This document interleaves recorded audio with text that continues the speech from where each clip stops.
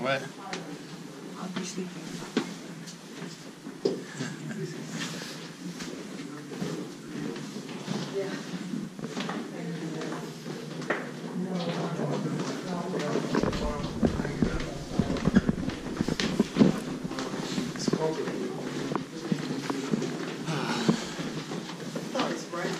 That's on the pantry. Does anybody prepare to get a rainfall doors right there? Wow. Anytime we are, that door tends to open up. Normally we go outside where it's kind of cold. Come on down. This is the butler's pantry. This is where they prepare drinks for the guests. And you ask yourself, why are there bank vault doors? Well, there's also a 7,000 bottle wine cellar downstairs with bank vault doors. One word, prohibition. The 18th Amendment said it's illegal to manufacture, sell, or transport alcohol beverages in the United States. From 1920 to 1933, the heyday of Hearst Castle. Hearst wasn't making anything. He wasn't selling it. He wasn't transporting it. Arguably has one of the largest collections of alcohol on the West Coast. It needs to be protected, particularly from some of the guests. The Hollywood guests were notoriously heavy drinkers. Actor David Niven was a famous actor. He was a frequent guest here. He complained at dinner time that wine flowed like glue, meaning he never did get enough. Cary Grant used to smuggle in alcohol in his luggage, have to hide it from Hearst. Now, Hearst's 5 sons knew about this. They'd sit around while Cary Grant's opening up his luggage into a suitcase, and they'd try to get a nip of something a little bit stronger. Also, Marion Davies, the mistress, drank way too much. Part of this is to keep her out of there.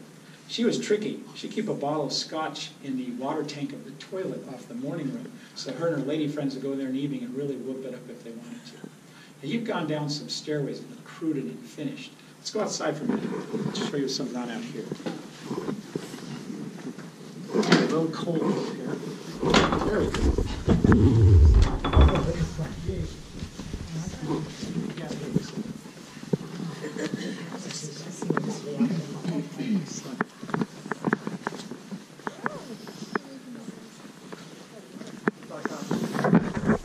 Charlie Chaplin used to crawl inside this thing as people walk by and jump out of scare.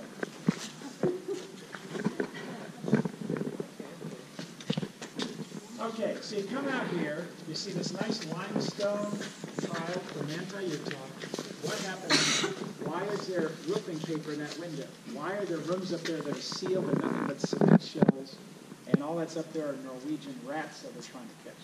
In 1947, Hearst develops cardiac arrhythmia and irregular heartbeat. He's sent down to several doctors and hospitals for emergency.